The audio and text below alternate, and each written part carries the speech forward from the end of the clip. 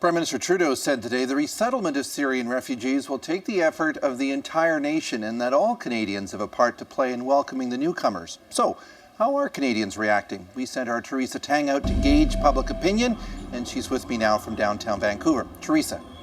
Well, Chris, we've been out here for about an hour. It's chilly. People are heading home. Not everyone wanted to talk to me, but those who stopped and did, they were overwhelmingly passionate. They were positive about this resettlement plan, saying this is the right thing to do. This is the Canadian way. And when I asked them about security concerns, no one I spoke to actually had any concerns around that. They actually told me their biggest concern was having these refugees leave one form of struggle in their homeland and coming to another, coming to a country that wouldn't welcome them.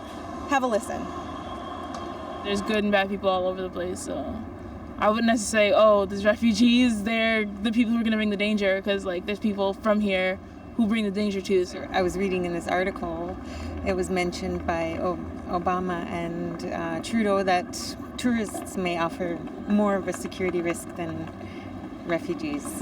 I think that the United Nations has made it very clear that people are fleeing from terrorism. They're not bringing terror with them, and that we can't judge the people who are coming because of what's happening in their part of the world. It was clear talking to these people that the crisis in Syria was important to them, that it touched them in a way that they haven't been touched in the past. And they say that what they're doing, what Canada is doing, is relevant.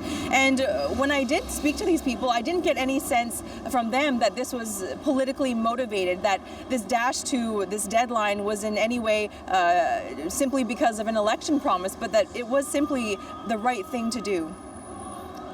We identify with it, particularly with when that little boy drowned. That was a big turning point for people, and our hearts could go out to them. And I think it's Christmas. People are feeling like we want to do something. My grandparents were immigrants to this country, and they were able to make a home and have us here, so that it's very personal in that regard. Someone can relate to those problems. Someone has been in that chair and those shoes, and you can understand and what's going on. This is a time of the year with Christmas, and it's about opening your house and letting people in. And now, in terms of how people are going to help, I did ask them, and many of them said, I actually don't really know what I'm going to do. But one woman did say she would donate to the Red Cross. Others, I got a sense that they felt like they were doing something simply by being positive and supportive of this resettlement plan, Chris. I understand you talked to one man who had an experience that he wanted to share with Canadians. Tell me about that. That's right. Well, the UN says Germany is the largest, or is the recipient of the largest number of asylum seekers. And we actually bumped into one man, fairly young. His name is Felix Hanschk. He's from Germany. He's here studying English. And he says one of his friends actually right now is hosting a Syrian refugee family. And he says he's met them, that the experience has been overwhelmingly positive. And I asked him to describe a little bit of his interaction with them. Your friend is hosting a refugee family? Yeah, they're hosting a refugee family. And you've met them? Yeah. And what is it like? How do you talk to them?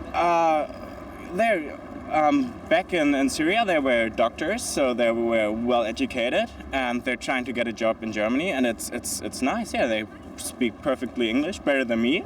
I know my English isn't damn good, but yeah, they're well educated, and I think this is a good example for the chances we should take from them and to get them into our society, yeah.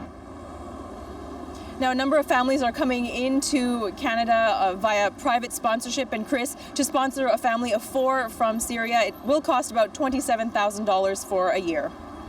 Chris. Thank you, Teresa Tang.